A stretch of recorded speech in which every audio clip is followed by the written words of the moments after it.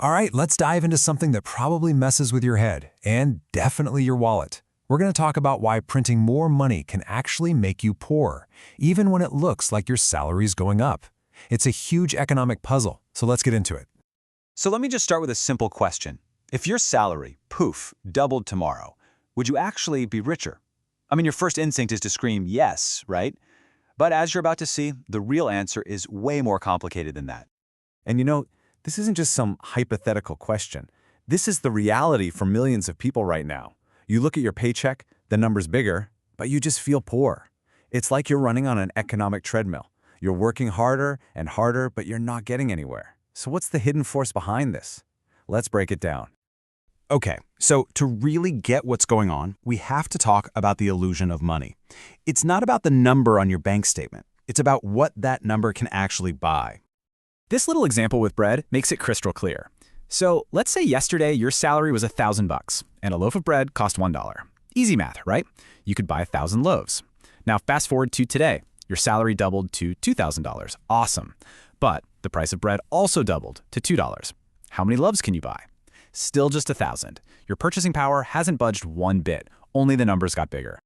And that right there, that's the core trick. Pumping more money into the system doesn't create more stuff, more cars, more houses, more bread. All it does is dilute the value of every single dollar that's already out there. It just makes our money weaker. So where does all this extra money even come from? I mean, it's not like there's a literal printing press in some secret vault somewhere. Nope. The way it works today is way more subtle, and it's all digital. Today, money is literally created with a few keystrokes. What usually happens is the central bank will buy up government debt. This injects brand new digital cash into the banking system. And once the big commercial banks have those new reserves, they can lend out even more, opening the floodgates and just drenching the economy in new money. And all of this leads to a word we all know and, well, don't love: inflation. It's the direct result. Think about it like an auction. If everybody in the room suddenly had their wallets magically doubled, but the number of items up for sale stayed exactly the same, what would happen? Of course, the bidding would go through the roof. Prices for everything would just soar. And that's basically inflation in a nutshell. But here's the secret part of the story, the part most people don't really think about. This new money, it doesn't just sprinkle down evenly on everyone at the same time. Oh no, who gets their hands on it first is a really, really big deal. The ones at the front of the line are typically governments, huge banks, and massive corporations. And they get this incredible, almost invisible advantage. They get to spend all this new money before it has had a chance to make prices go up for everyone else. This timeline shows you exactly how it works. So stage 1, the money is created while prices are still low. Stage 2, the banks and the big corporations spend it, and that spending starts to push prices up. And then by stage 3, when that money finally trickles down to you and me and our paychecks, prices are already high. We're late to the party.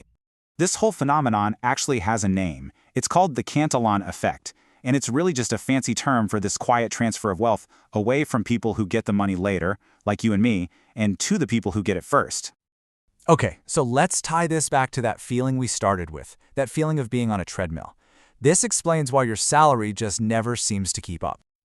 This chart just lays it out so clearly. Let's say inflation is running at 8%, but you get a 5% pay raise. Now, that 5% feels good, right? It feels like a win. But when you look at the reality, your income is not keeping up with how fast prices are rising. So what's the bottom line? In real terms, you've actually taken a 3% pay cut. Your buying power, what you can actually go out and get with your money, has gone down, even though the number on your paycheck went up.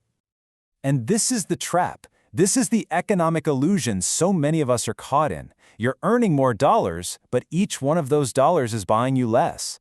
It's the reason you can feel like you're falling behind even when you get a raise.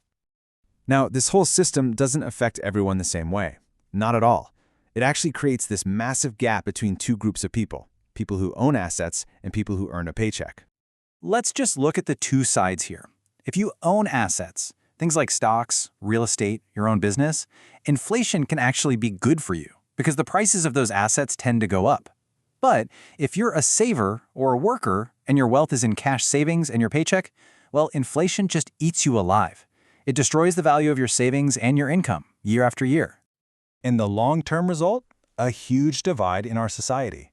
This system is basically set up to reward people who already own things and punish people who save and work for a living. It just widens that inequality gap. So, how should we think about all this? Is there a better way to frame it? Actually, there's a really powerful way to understand what's happening. This quote just nails it. Inflation is basically a hidden tax.